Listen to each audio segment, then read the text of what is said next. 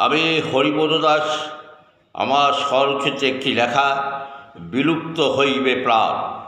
গভীর অরণ্য মাঝে একান্ত নীরবে ডালপালা ছড়িয়ে দিয়ে দাঁড়িয়ে রয়েছে যত্রতত্র। পা আমাদের মাটিতে সেদিয়ে থাকে, দৌড়ে পালিয়ে যাবার উপায় নেই। পাপিষ্ঠ পাপীর দল, আস্থাঘাতে করেছ আমাদের নিধন। নাহি প্রতিবাদ করে, ব্যথা যন্ত্রণা নিয়ে বেঁচে আছি। কি ক্ষতি সাধন করিছ তোমাদের জানো না? আমরা যদি না থাকি বাঁচিবে না কোনো জীব ত্রিভুবনে।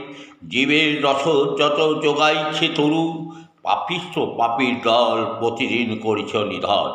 অন্তহীন ক্ষণিকের লোভে কি ক্ষতি সাধন করিলে জীবে, তরুরাজি নাহি বাঁচে হায়, বাঁচিবে না কোনো জীব ধরাতলে।